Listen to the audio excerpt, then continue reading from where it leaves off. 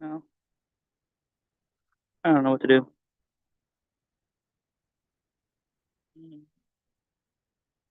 Okay, I change the angle. There we go. Well, I'm at this situation again. This thing doesn't seem to have internet. I don't know if you can see it. There. I'm only outside. It doesn't pick up anything, even if it's there. I don't know what it is, whether it's the guest or the non-guest. Um, okay, well, anyway, doesn't matter at this point here. I'm just going to close this up, and we're going to do it this way. Whoever shows up, shows up. Should have been showing up at 5:30, but I spent over an hour, so it's already almost 6 o'clock.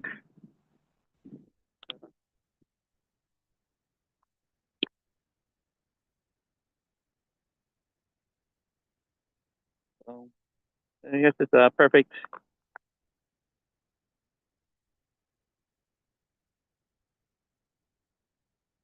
test of patience. If you can't hear me, because I'm really up against the wall.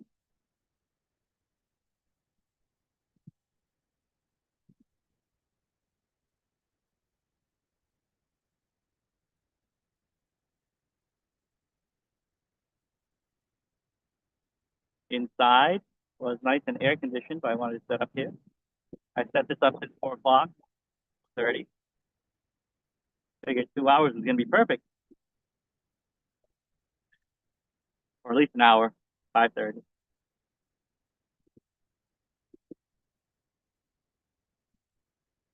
Here I am, struggling, but that's okay, right? Whoever tunes in, tunes in. Um, I couldn't find the Zoom post. I put it on Facebook for some reason. It's not there. But yeah, I can see it when I'm on my phone. When I try to do both, it didn't allow for that. So multiple problems. I wanted the phone to be used as a camera to show whoever's here when they do come, and I wanted to use the laptop camera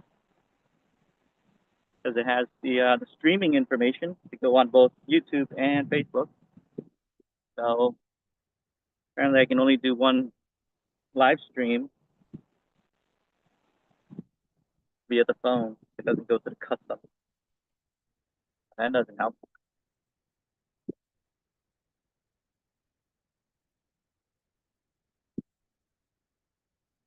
I don't know if you can hear me. Very windy out. It's hot. Sorry. Well, once this can't translate, I don't think I'll be able to change it out. My phone's over here, setting it up. Phone. I don't even know if it's gonna. It's not really kind of long. All right, give it up.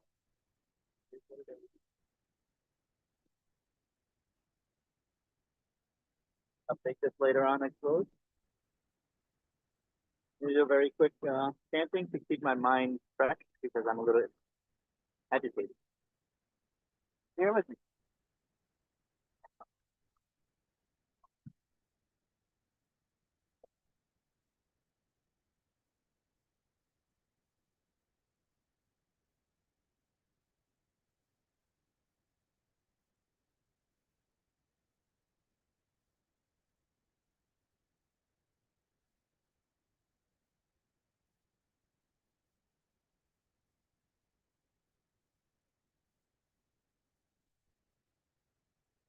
Namo tassa bhagavato arahato sama sambuddhassa. Namo tassa bhagavato arahato sama sambuddhassa. Namo tassa bhagavato arahato sama sambuddhassa. Ito bhagava araham sama sambuddho. Vesa charana sampato. Gato lokadito. Mano Taro Purisa Tamasarati Sasa Deva Manusanam Puto Bhagavati Soakato Bhagavata Samo Santi Tito Akariko Ekipatiko Upanayiko Pachatang Vedikabo Iti Vadipando Bhagavato Savakasampo Vadipando Bhagavato Savakasampo Jaya Vadipando Bhagavato Savakasampo Samiti Vadipando Bhagavato Savakasampo Yadidantari Purisai Kani Ata Purisa Bugara Esa Bhagavato Savakasampo Agunayo Agunayo Sakinayo Antari Karaniyo Anutara Punya Ketang Lokata Upani Loko Atubo Atano Loko Anapisaro Atoko Loko Sapang Pahaya Kamaniyang Uno Loko Atito Sanakato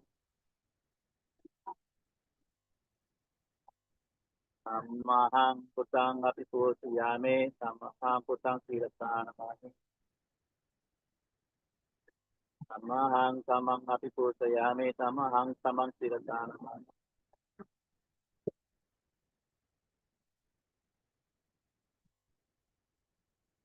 Samahang Sangkang Apipu Siyame Samahang Sangkang Sirasana Mani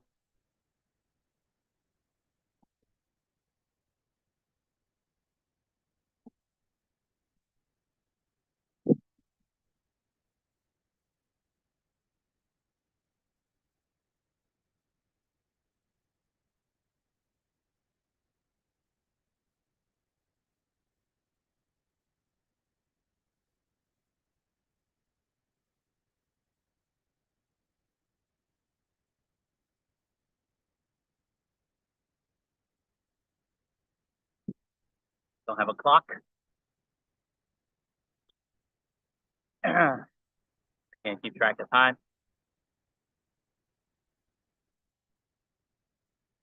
I got the crows that are still mad at me. Maybe because I'm not giving enough food. I put it out there for them. It is what it is. uh, so we start with the greetings for all our friends. Greetings to our friends in the United States, in Canada, Mexico, South America, Central America, our friends in Africa and South Africa and Uganda, our friends in the various countries of Europe, friends in the Middle East and South Asia and Southeast Asia and Eastern Asia, friends in the islanders, our friends in Australia and the Austral Islands. Too many blessings to all. So this was, I just chanted it. If I did not translate it, I might as well now. Upani loko asubo, atano loko anapitaro, asoko loko supang pahaya kamaina, uno loko adito sa hataso. Namo tassa bhagavato arahato sammasambuddhassa. Namo tassa bhagavato arahato sammasambuddhassa. Namo tassa bhagavato arahato sammasambuddhassa. That's 4 lines, the Dhamma summary. It summarizes the Dhamma. The story is that it came from a monk who was so enamored before he was a monk. He saw the Buddha and was just wanted to be a monk. And his parents were rich and they did not want him to ordain. They said, "You have an inheritance, you're our only son." And so he decided to starve himself and went on a hunger strike. It's quite successful. And he ended up being a monk and he put in his effort. His parents gave him the okay to ordain because you have to get your parents' permission. And they thought at some point when he comes back, we will try to convince them to become back into the lifeline, the family line. At first, his father, the monk's father, saw the monk and said, "Oh, look at these monks." He was so upset with the Buddha Sasana that they took his son, his only son. So he thought every monk, shaven head, was the same, was upset. He had a lot of anger towards them. And the son didn't say anything. But it wasn't until a peasant servant of the father realized some of the markings that she was about to throw away some water or food, and he said, "Sister, may you please give that if you're going to throw it away." And when she realized that it was him, she got so shocked and went back to tell everybody. And they're like, "What? Is it really him?" And said, "Yes, it was him. He even called me sister." And they were all like, "Oh my gosh, he he lowered himself. He was supposed to be this high person."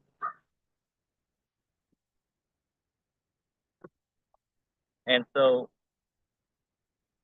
he went to a king, and the king asked him, "You're still young within your age. Why did you go and be a monk?" And the monk answered that the four Dhamma summaries, that the world is swept away, there's no one in charge. One has to leave everything behind.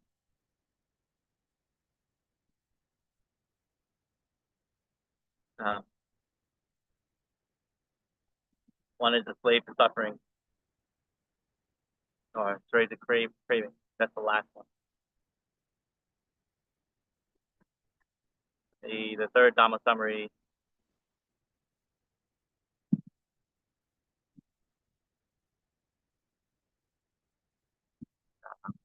slipping my mind at the moment. But what really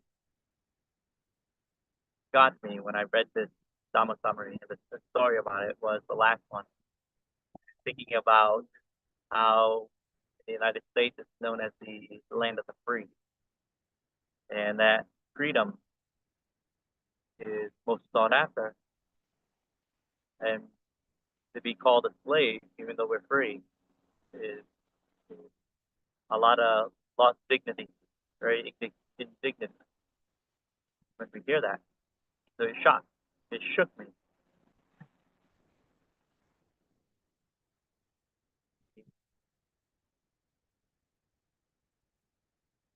And being a slave to something as simple as craving, wanting something.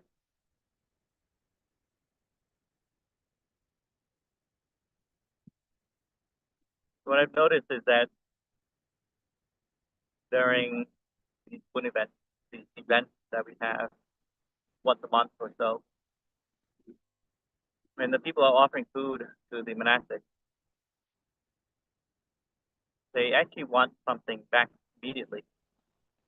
Like they presented the food in a formal way, did the whole service, spent over an hour presenting this really nice, beautiful thing about we want to give this food to you, it's well supported and well done. And immediately, within 5 minutes of saying that they presented this food, we haven't even had a chance to even look at the food, to go through the food and put it in our plate. They asked me for it back, something called Seisang. Seisang means to request back that which has been offered for the benefit with their welfare. And so this Seisang is not giving us a chance to eat if they've come to succumb to their craving, the desire for, they have a strong, huge desire for the food. Not giving the monks a chance to even take a look at the food and put it in their plates or put it in their alms bowl. And it's just like that. When we are a slave to that, can't even think about what's going on. they didn't realize that the monks, they have a cut-off time frame.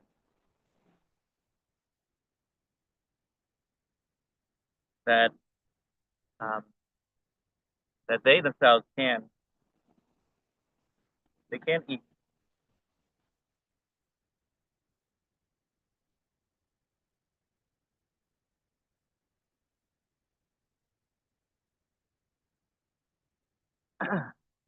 They can eat after 12, but for the monks they can't, and they don't realize that. Like the monks need to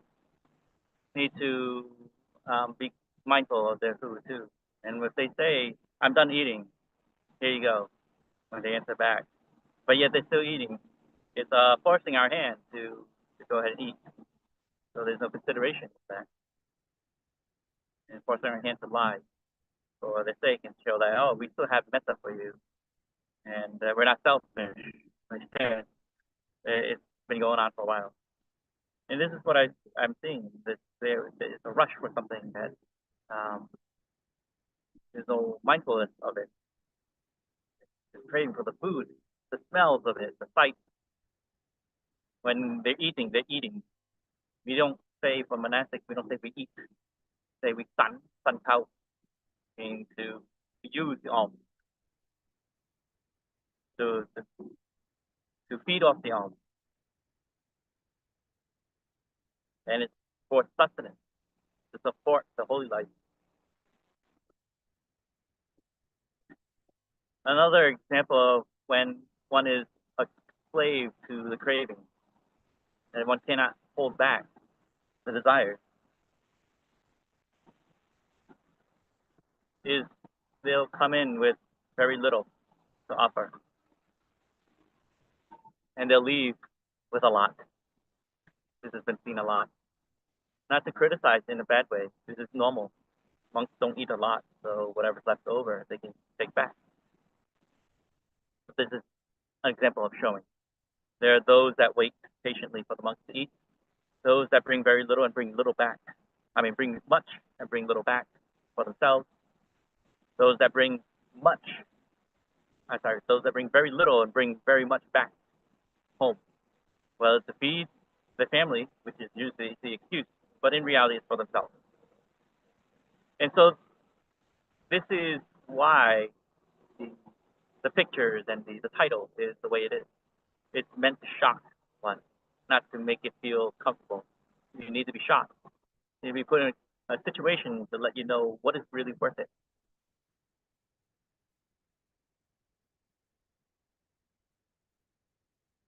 When the hunger pains arise, there are monks that actually really do have one meal a day.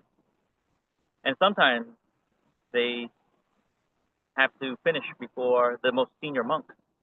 They have to finish quickly. So they wolf it down in order for them to finish and clean the bowl, the alms bowl for the senior monk.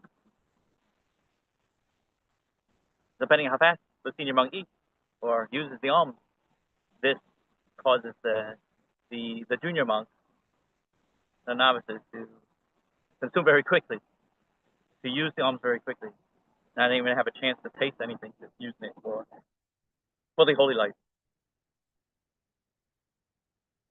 They have to know their body very well.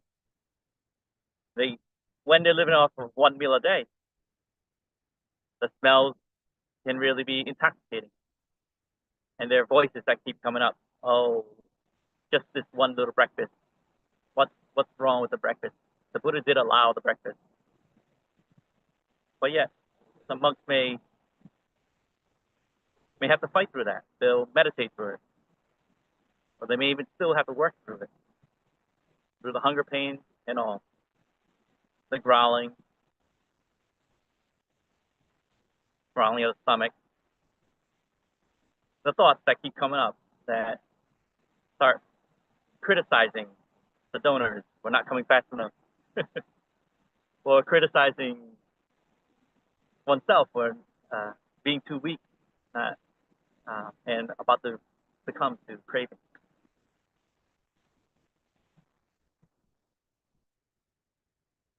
When one is not strong in their mind and their craving.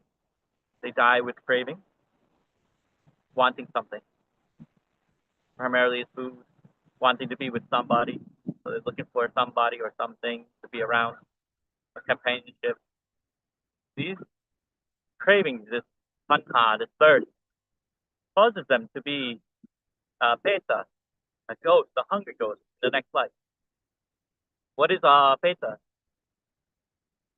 Peta described in our Peta Batu, the book of the dead, the book of the ghost stories.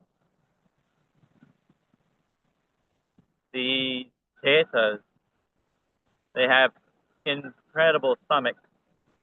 There's 4 classes. One of the 4 can benefit from their loved one when they donate for the loved one. The other 3 have to go on and live their life as ghosts until their karma has been served. So the Peta that's waiting for the donation from others, they have big stomachs, insatiable, very, very long neck, so the food takes a long time to go there. But even then, they can't even eat because their mouths are small. It's described to have mouths of a pinhole. They cannot eat. Their fingers are extremely long, so they can't even grab anything. It's frail and small. Can't grab it. And if it's not properly donated, if the food is not properly donated, they have to rely on the spit, the excrement, the feces of others, rotted food. This is what they have to rely on. That dead bodies, corpses, they have to rely on. So it's just like that, where one comes in with very little, and you're looking to take the others' offerings, people who donated and didn't want anything really back. So here, take. And so they will leave with bags of stuff, and they only brought a small little amount. And like that, they're conditioning their mind that this is not enough. The world is not enough. That's where the Dhamma summary comes in. It is not enough. No matter how much you get, you're a slave suffering.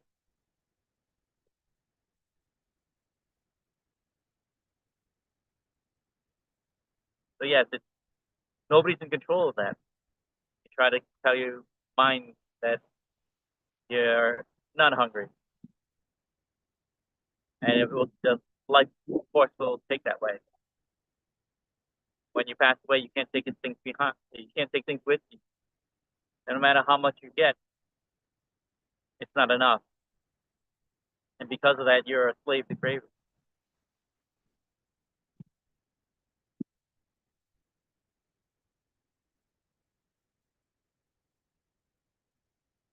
So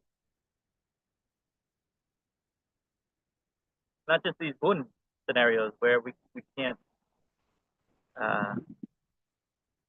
we cannot just wait for the others to take their food.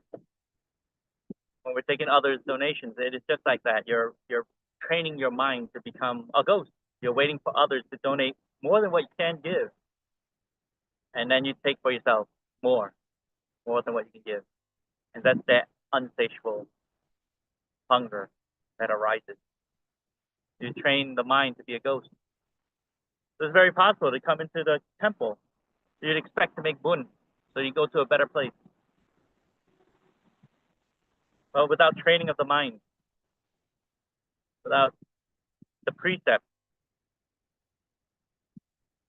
and with the stinginess of charity, one trains the mind to be a ghost. This is why the majority of people who pass away go to the ghost realm. This is said in the Abhidhamma. The majority of people go into the ghost realm. Majority of beings go into the ghost realm. Not because it's just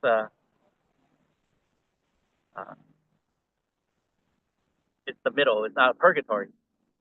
It's an actual realm where beings go.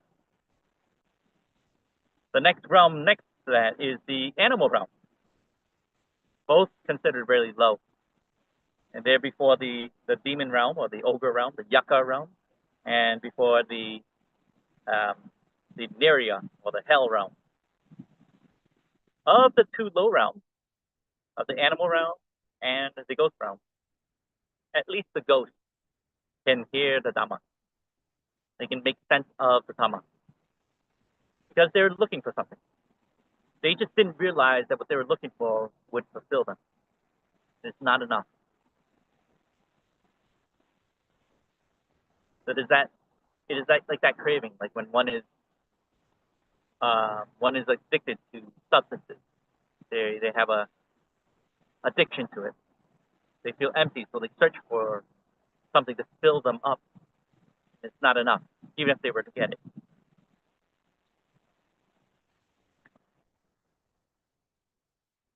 But it's the animal realm. They don't hear. They can hear it, but they don't comprehend it because they are bound in fear. So instead of being bound in craving, they're bound in fear and survival. So because of fear and survival, the Dhamma has nothing to do with it. They have to do some acts of kindness on their own accord, and then maybe through those acts of kindness in the karma, it allows for that karma to fruition, and they become human, or may transition back to those realms. Depends on their karma. So yes, this is where people come in to make bun, to go a better place, but without this training, without really, really putting effort into taking care of the five precepts, without taking care of their mind by meditating with others, training their mind to become dependent on substances and things that don't last forever. That's why it's called tanha. Tanha means thirst. For this thirst means even if you drank this cup of water right now, if I drank this cup of water, I would still be thirsty in an hour or so, especially with how hot it is. When one controls the mind, you can put it off to the side and find something more that's more fulfilling.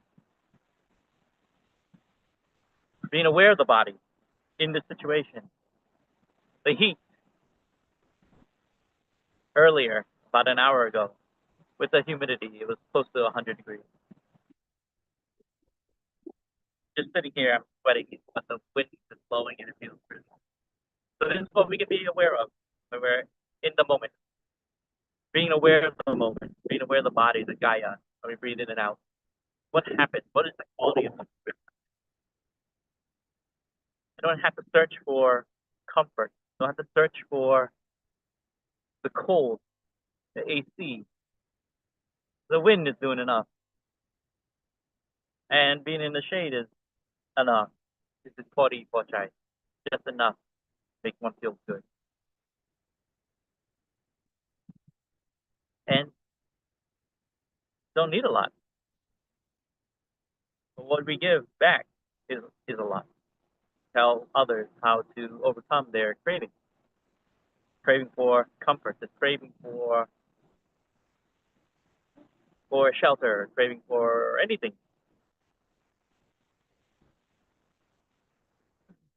That is the nature of the ghost realm, is that they want more. It just won't be enough, and they don't realize that.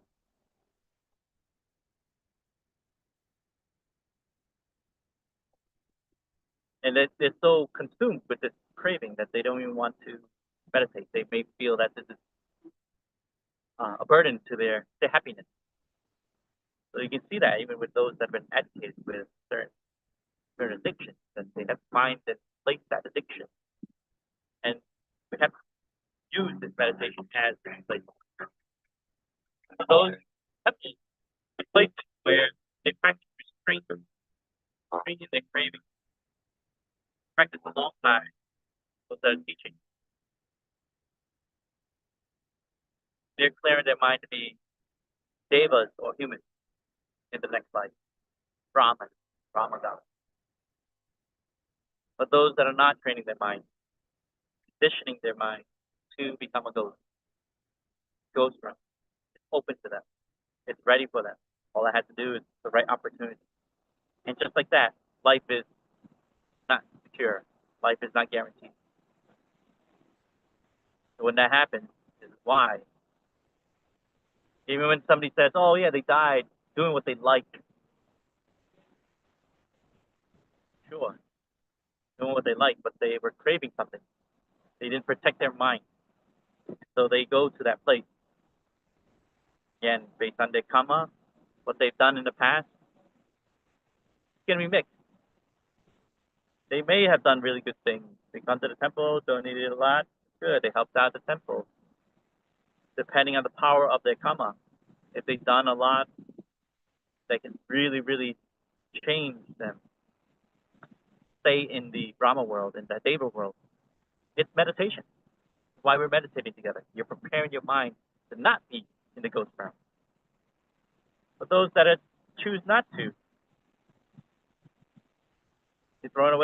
you're really throwing away your opportunity. You're throwing away opportunity as a human who can understand the Dhamma, and you're banking on the power of donation as your saving grace to become in a good place. But that's not true. When the people come in and ask for the 5 precepts and take refuge in the triple gem, we say, Sila Sukating Yanti. Through morality, one goes to a good destination. Sila.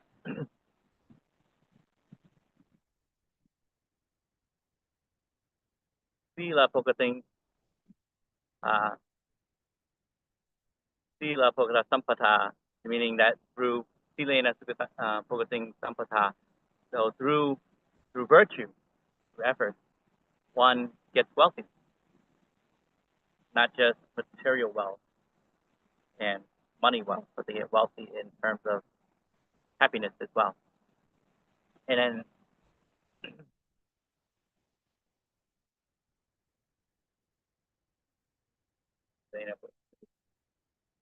sometimes sila niputing yanti, sila niputing yanti, satama silang so taye. Through virtue, we must continue purifying the mind. So just donating alone is not powerful. It is powerful, but not powerful in itself. One needs to complement it with more. And it is through virtue. And through virtue, it is the base for good meditation. So described in the Pali Canon is that one can donate 100 times in the morning, 100 times in the afternoon, 100 times in the evening to the Bhikkhu Sangha, which is 5 or more Savaka monks or monks during the time of the Buddha.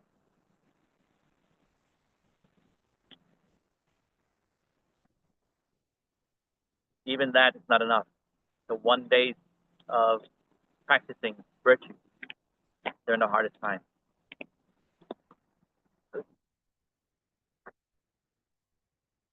And even that is chopped down even further. So you can practice virtue in the daytime, afternoon, evening, which is really good. But 1 day of intense, full, dedicated meditation to understand the body in and itself, to understand the mind in and itself, to understand the mental state in and of itself, the feelings in and of itself, the 5 khandhas, to understand the 4 noble truths, the 3 marks, 3 universal marks of all existence. To get the first jhana, second jhana, third and fourth jhana in 1 day of doing that is incomparable. So by doing the meditation, one puts oneself in a higher realm But if one doesn't do that and only going with this here, and it's only a little pebble, so strive with it. Don't put your mind into craving. Overcome the craving. Because if you don't overcome the craving, you're preparing yourself to be a Peta, the hungry ghost. There are many stories of hungry ghosts. Venerable Moggallana, the Buddha's left-hand disciple, foremost in psychic abilities, was able to see his stories in the Peta Batu, able to see many Petas. There were 27 stories detailing what happened to them, where they were before, how they got to be where they were. One I remember the most was, well, two. The first one where we have the chanting and we pour the water, dedicating it. Lost love, the Tiro Kurika Kata. The hungry ghost outside the wall. That's one to remember. But the one I like is the one where the ghost caught the attention of Venerable Moggallana, and he was in a pile of poo poo, and it was up to his nose. He communicating with Venerable Moggallana mentally, and Venerable Moggallana asking him, "Why are you in this situation? What did you do in a previous life? Get here." And so the ghost explains, "I talked a lot of poo. I talked very badly of others, and I was on behalf of a evil monk because they were telling others to do so. And so, defending and supporting that monk, the evil monk, I only speak foul words, and so that's what comes out of my mouth. All poop is that." And so he said, "Okay, well, what happened to the evil monk?" And he says, "Well, I'm standing on his shoulders." So that's the hungry ghost, wanting something, standing on the shoulders of the evil monk, the evil bhikkhu, who also became a hungry ghost, and supported, because as a layperson, he supported that monk to do evil things. And so the evil monk is now the support for the other one, so they wouldn't go all the way underneath this pile of poop. And he was so hungry. He wanted some. And so he asked, can Venerable Moggallana do something for him? I can't do it by hand. However, I can have others do it for you. So he went out and he had they collected alms together. After collecting alms, the monk gave it to Venerable Moggallana, and let Venerable Moggallana do the offering to the other monk, or the other way around. After they'd done that, whoever offered to the monk made the chanting of, "May this go to them and benefit them." And so by doing so, it lifted them up. But Venerable Moggallana was an arahant, so the merit that one does feeds the hungry ghosts a lot. They get a whole bunch that they can be satisfied, and that's what it is. And the hungry ghost is insatiable because their bellies are so big and their mouths are so small. It's unsatiable. They need to have more than what's there. Either that or they would chase it over and over. So when it's there, it fills them up completely. They don't need to go after what is temporary. This is why the meditation is like that. It is filling. It fills one up with all types of feelings.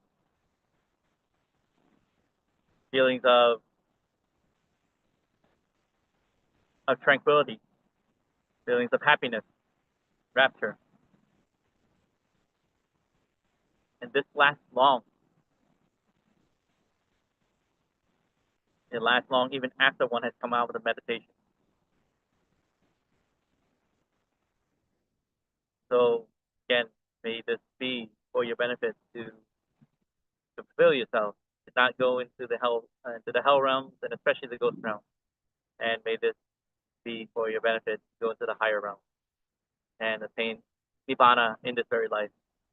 That. know what time it is. 6:28. Oh, okay, perfect time.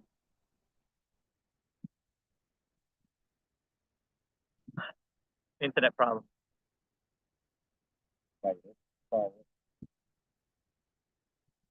Yeah, we're still in the process of putting up the extender. So his arm's starting to heal, so it'll come out soon enough. No rush, I guess. I have to. Hopefully, the phone is enough and it doesn't track. I can't see anything going on, so whatever is happening is happening. So I was trying to do all kinds of different setups, but it's okay. Let's be prepared for some meditation.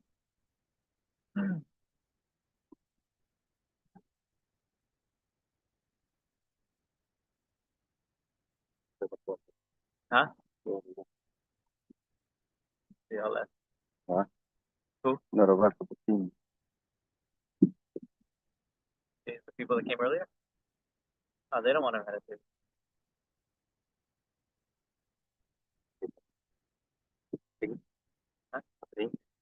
Huh? Painting, sewing, all kinds of stuff.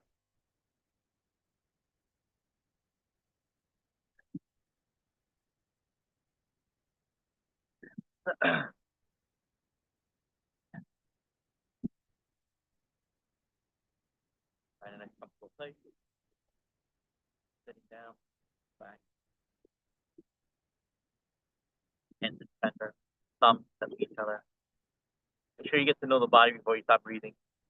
Don't know the breath yet, although it's part of the body. You have to see what really is comfortable for you.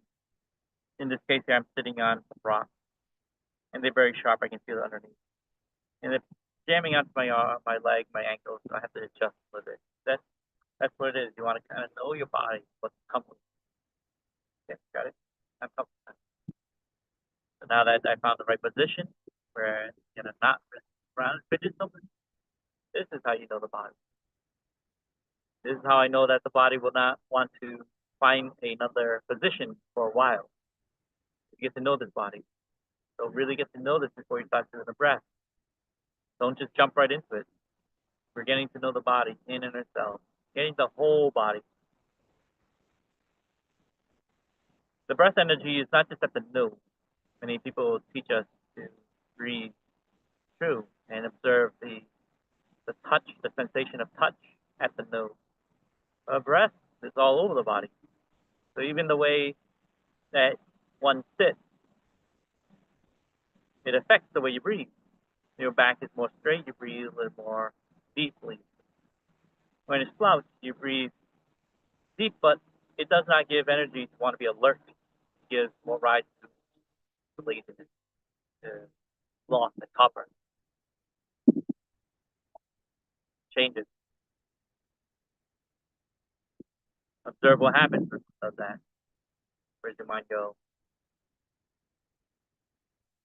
Now this is body has been observed. Let's stop breathing in and out and observe what it's like to breathe in and out. What is real breath? What is in? Real breath in? What is real breath out?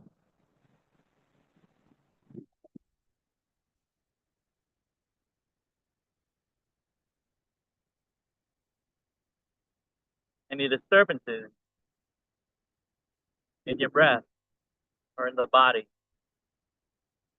Take note of it. Be aware of this. Pause the change.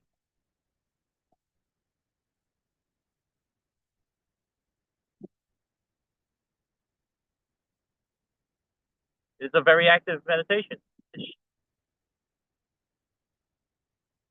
Breath meditation.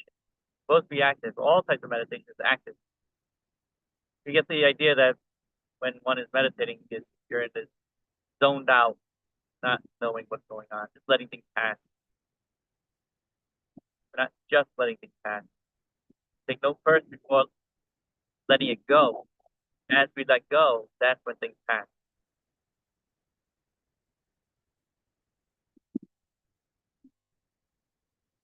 We take care of noting when the breath is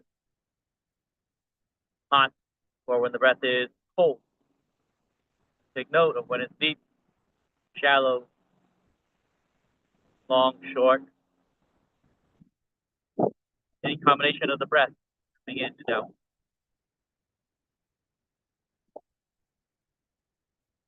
When you feel at your fingertips, observe your thumb. What happens when you're alert at your thumb, breathing in and out?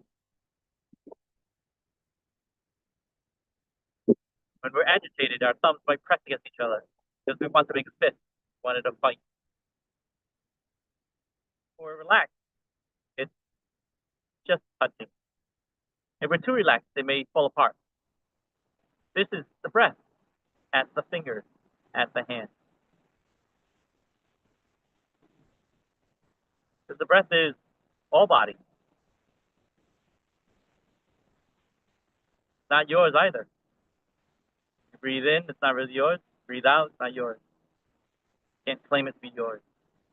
Insight can arise.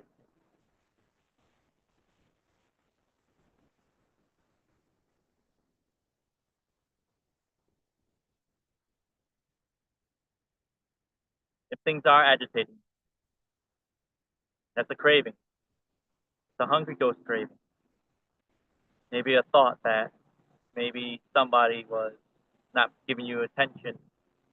That this is wrong. It's supposed to be this way. Nobody's listening to me. They disrespected me. That's agitation. It's a hungry ghost trait.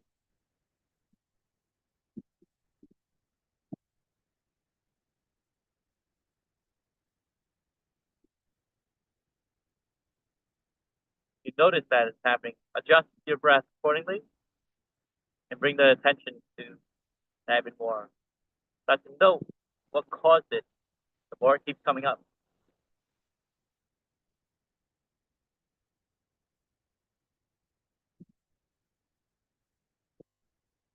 Some are meditating with pain, trying to get through pain.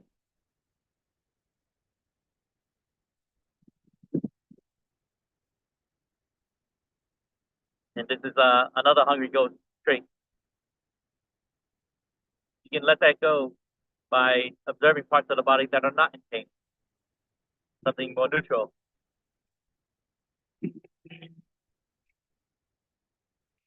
Where one feels the pain, look somewhere else.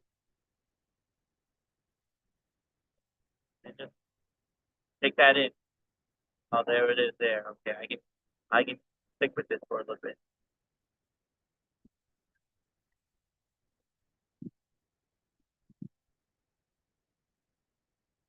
There's that craving, I need to change this body. I need to change this location, this position. Because it hurts so much. Maybe there's a scratch, something irritating. A bug crawling on your face or your back. The heat. Whatever it is there. Give it a moment and say, not yet. Be patient with it. Hungry ghosts don't have patience. They have to learn it. Not a hungry ghost, you're a human.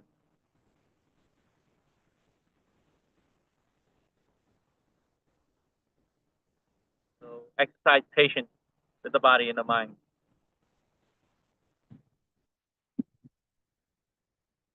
A sound that comes in and wants to annoy you. You want to know what it is. You let that go and go back to the breath. And exercise patience. Nothing. Even if I saw what it is, it won't last long. Get the comfort of what it is.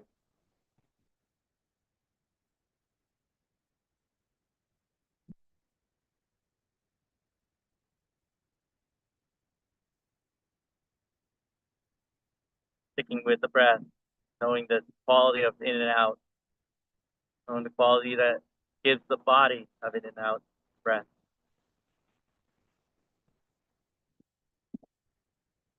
Just listen to your own mind as it tells what kind it is. And when that is fulfilled, you know you don't need more. So you can start letting it go. It wants to quiet down.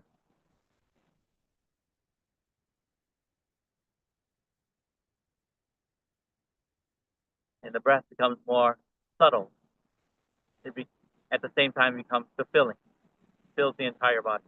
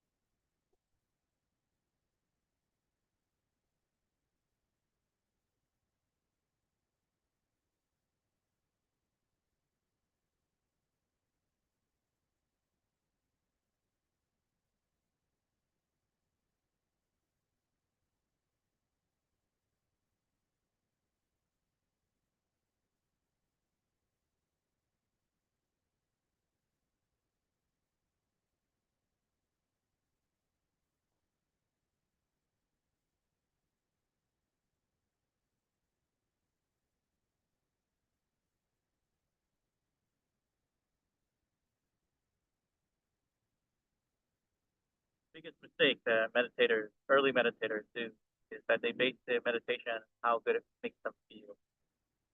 That's a hungry ghost chasing again. You're chasing after the good feeling. Be looking at the quality of your meditation. Were you aware of things that's going on? How mindful were you? What kind of energy did you come out with?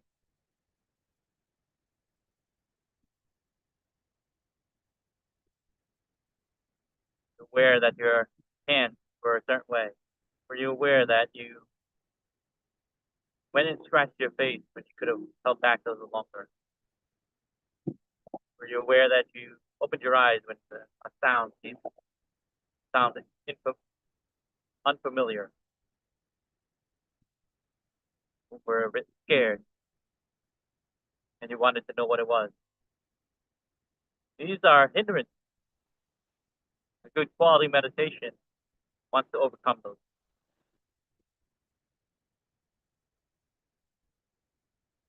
So don't chase after the good feeling.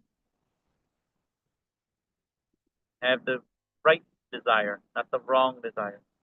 The wrong desire is tanha, the thirst, the craving. You want chanda, it's a skillful craving, craving to succeed in the holy life, get access, concentration, get wisdom.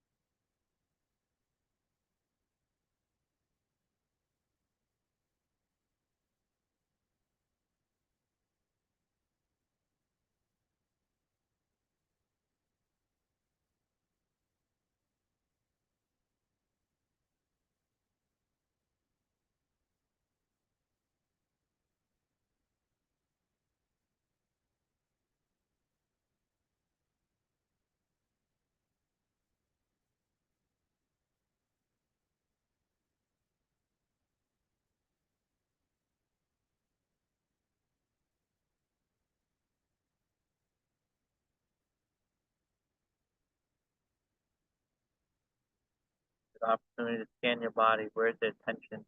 You can breathe into it. What happens when you breathe into tension? So like a relaxation of the muscles that were tense. Start to let go. Energy breathe and feels lighter.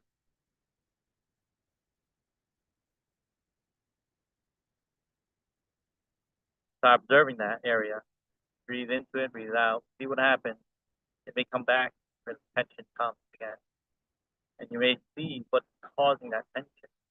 Sometimes we're not aware of it. And those that are stressed in their life, when they go to sleep, they grind their teeth. The more mindful one is when he goes to sleep, the less grinding one does. Usually the grinding is because of stress related, maybe a sense of not being heard, a sense of irritation with others, even oneself. The grinding is there. It's how you get to know your body. Oh, there's tension there. Just breathe in, breathe out. Find out what causes it. And you don't have to search, it actually comes to you. Just by breathing in and breathing out, it comes insight. Vipassana occurs only when the mind is calm. Because the mind has been purified. And just like a washed cloth that has been purified of the stain of oils and food, it can easily pick up another stain from another item that has been washed and purified. And that's what happens with the mind. See what happens. Calm. Insight will arise. Don't chase for it. Let it come naturally.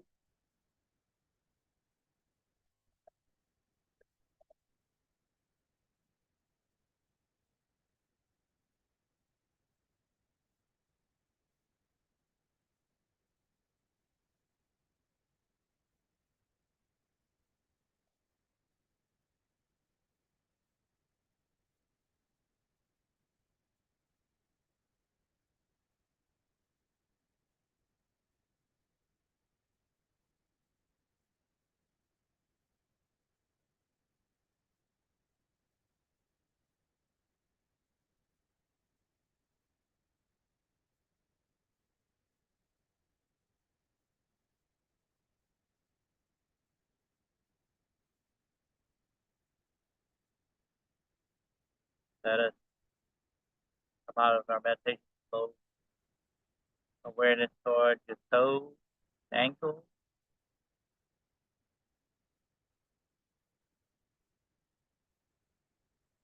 Awareness towards your hips, your lower back. Remember to breathe in and out through it.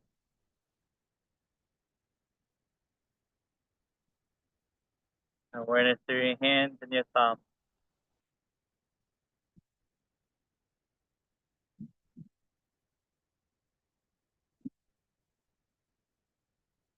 Awareness towards your shoulder.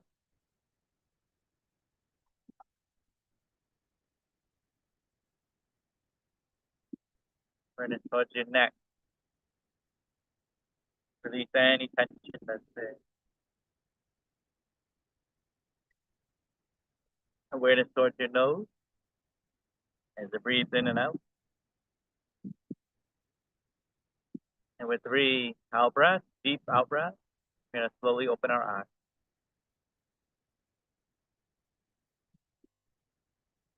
Two more.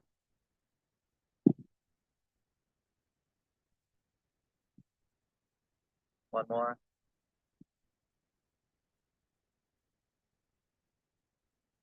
Okay, very good.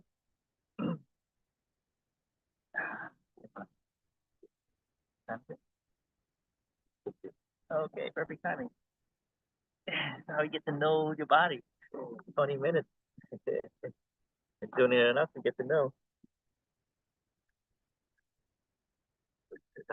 Without a timer.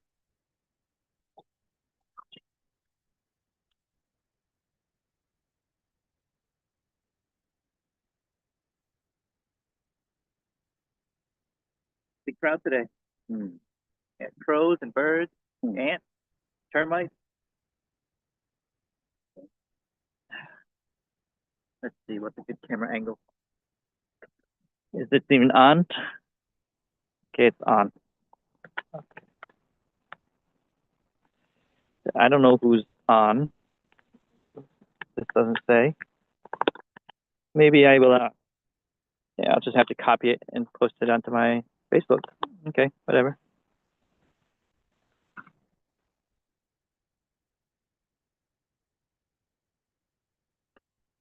No internet out here.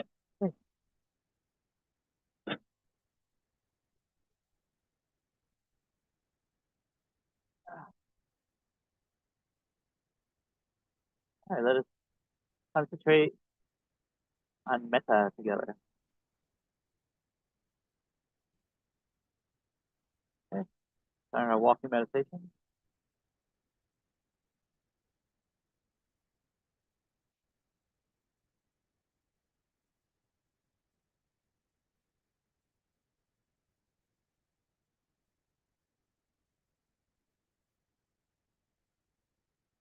All beings be happy, you all be well, you all not suffer. Remember that this metta meditation is not just on loving kindness. It's for Brahma Viharas, or for abodes of the mind that the Brahma God, the Creator God, dwells in. Loving kindness for all beings. It's not stingy. So you want all beings, not just the ones that are close. And there's compassion as well, to understand why they are there. It's cruelty in this world. Even the cruel deserve kindness.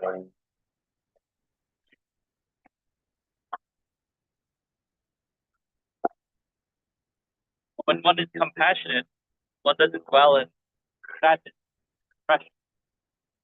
It's dangerous. There is cruelty.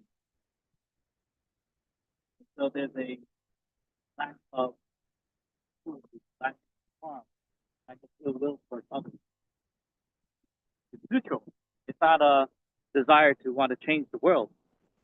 You'll soon realize if you try to change the world to the way that you want it to be, where there's no harm to each other, you're gonna be hit with reality and be more sad because it can't be fixed. It's just the way the world is. So compassion is a wise mental state.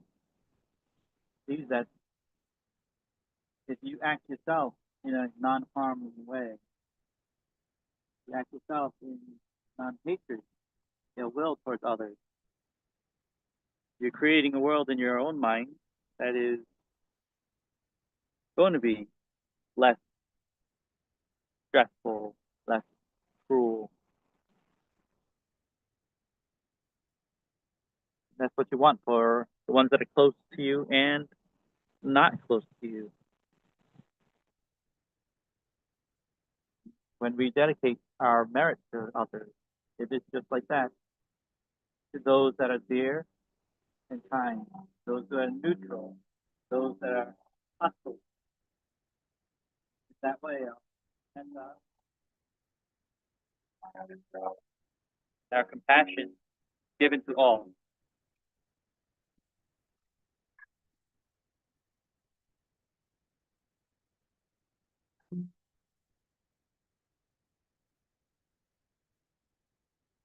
When you start giving to a neutral party, a neutral being, could be an ant or a wasp, whatever it may be.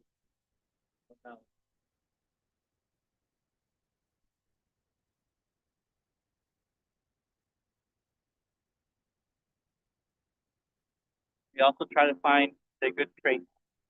Where are they successful in life? Make them successful. Get some good things out of life. And rejoice in it. Success. Maybe they were able to find a house, build a nest, regardless of whether you liked it. All like to have a house.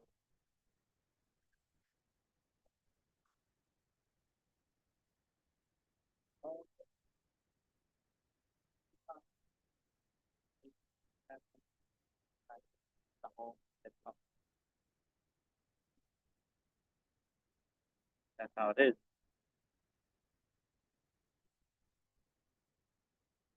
See their success there.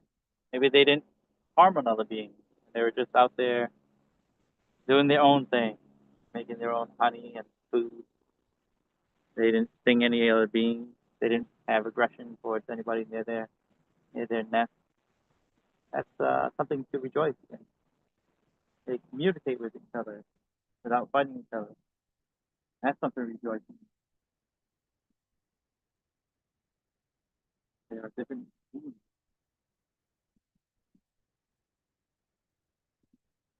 And so it's easy to give this rejoicing to a being that's neutral, but what about the ones that's harmful to us? Something that we hold a grudge with. People say it's fake,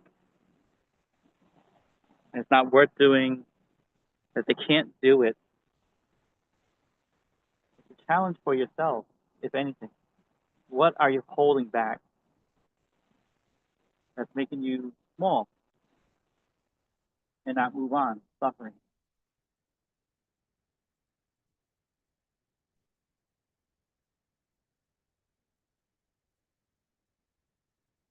It's not that you're condoning their evil acts, but you're looking for traits that they had done that you can say, all right, that's not bad. Everybody's on a path.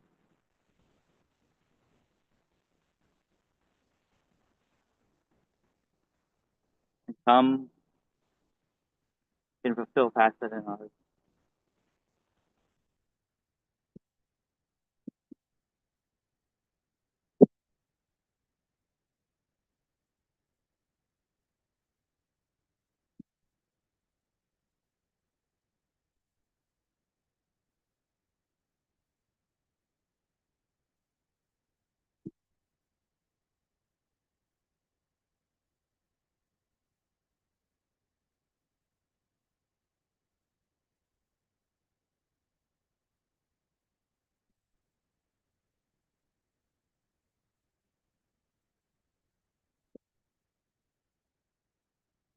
And if it's too much, then you can let it go and say, it is their karma. This is where upekkha comes in. It's a very wise state of mind as well. This equanimity. Not that you don't care whether they do something good or not. You're not attaching to that feeling.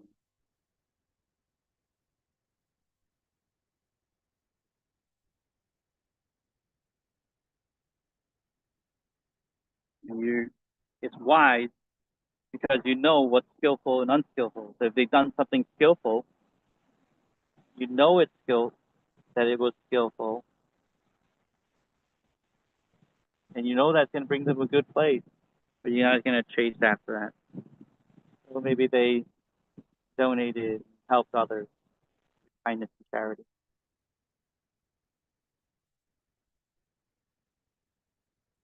Somebody who's equanimous, economist, will see it as, okay, that's a good act. Not have to be moved to say, I'm going to do it too. What's going to happen is going to be an arms race. Who's going to donate more? That's not what you want. That's why you don't want to attach to that. And what if they did something unskillful?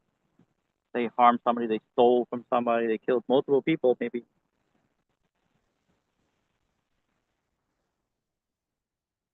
Right? Honest person will see that is unskillful. That's going to bring them to a bad destination. You're not going to condone it. You're also not going to shrug it off where the guilt comes in. Why the wisdom comes in. You don't just shrug it off. See that's not skillful. So may I not do this as well. May I not come to this. And make sure that my thoughts never can come to that.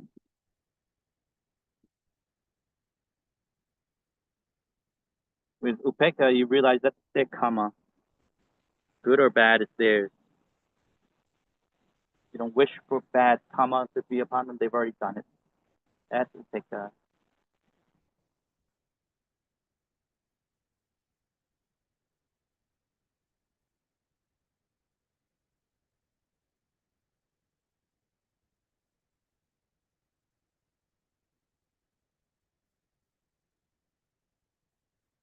Metta meditation is not just about loving kindness.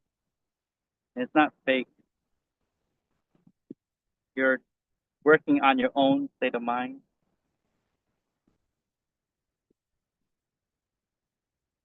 see the good in others, and find your faults that you can fix, so that you can also be a good person and not add to the suffering of the world.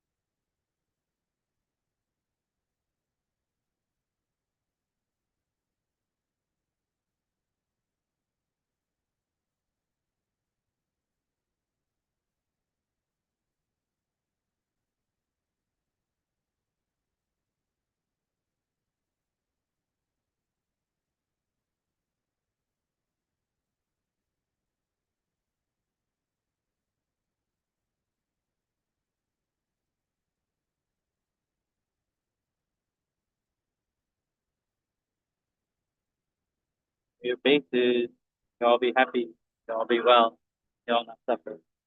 It's your base. Goes with each step.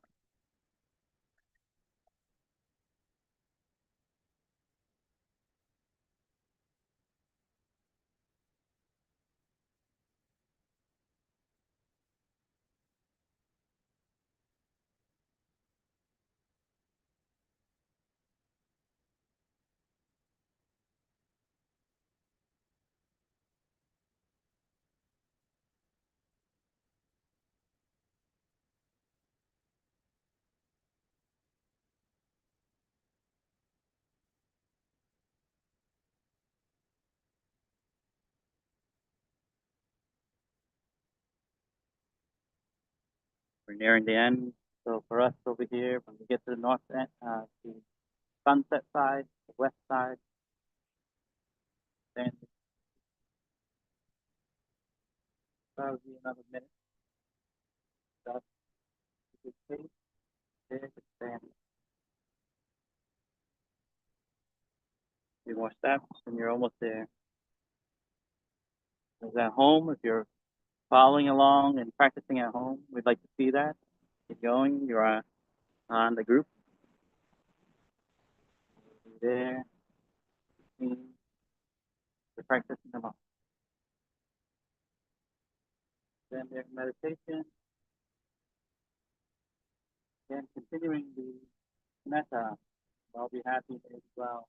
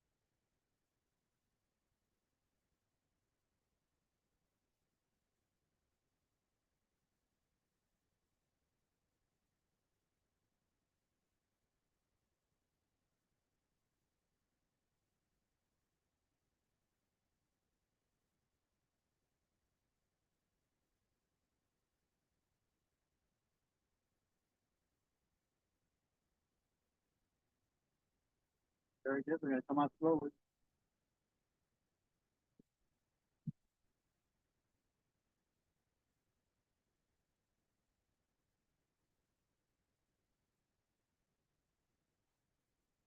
Ready? We're gonna do our foot.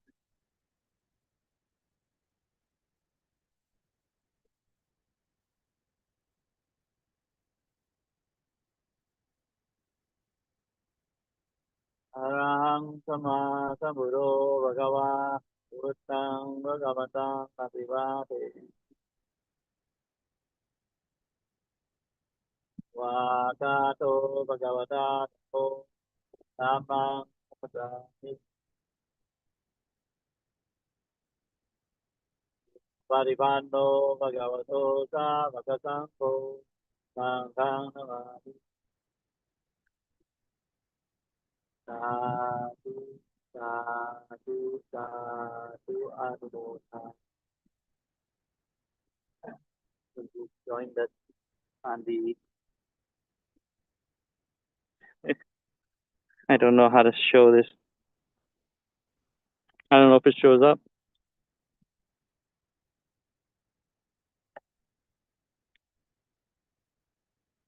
Participant. Just myself. Okay, nobody else showed up. Okay, no problem. Okay. Well, that's that. Mm-hmm. Have to figure this out.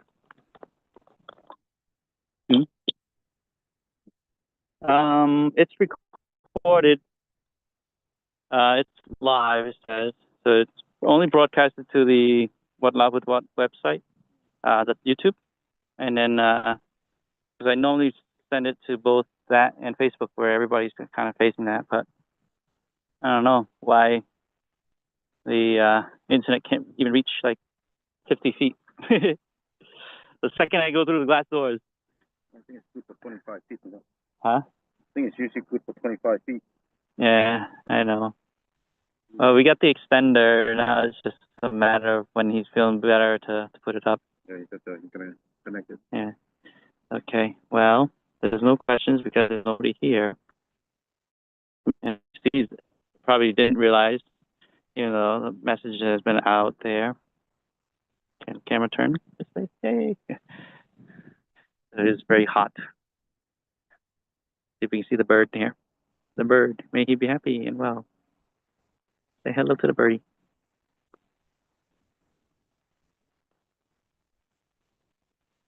Left us some food. Eating away.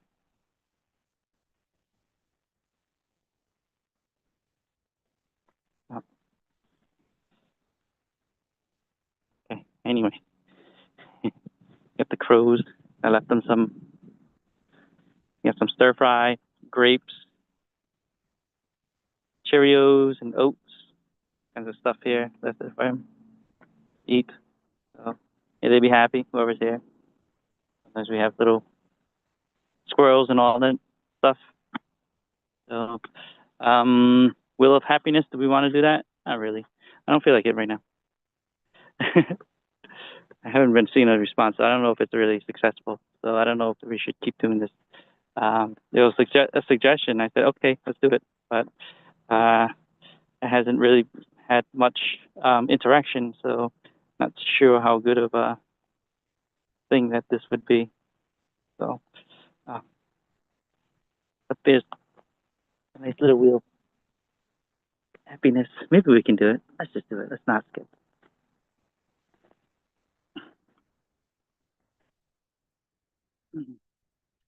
Wheel of happiness. Okay.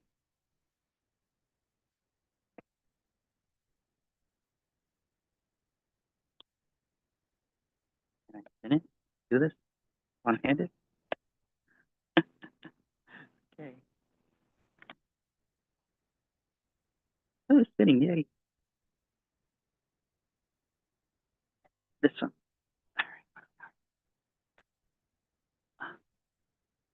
Oh, did we do this already? Somebody just did a jump. I heard them open up the plane. So little free library finds. Did that one already. Oh, this one's doing a lot. So keeps coming up. So maybe another topic of that. Do another topic. But if you didn't participate in a little free library find, that's if you find a little free library in your neighborhood. And what kind of books you pulled out that you read. This one's brand new. Multi-fortune cookie find. So when you get the fortune cookie, you get like multiple fortunes in there. This is going to be your lucky number, and all those supposed wise words that I had. So if you found something, what kind of message did you find? You should play the lottery on it and win something. So those are good little things that you can recall. Like, oh, and how many you got? I think the most I ever got was 4. I can remember, but it was a lot. It wasn't just like 2. I think it was 3 or 4. I can't remember exactly because it was not something that I wanted to remember. I thought it was funny. Or how about when the movie The Last Dragon, when Bruce Leroy went looking for the fortune cookie guy, but it was actually a fortune cookie machine. As it has something there too, something to remember. Okay. Anyway, this is it. There are no questions because nobody's on, because apparently my post didn't re-alert people of this Thursday thing. So it is what it is. So may all you be happy. May all be well.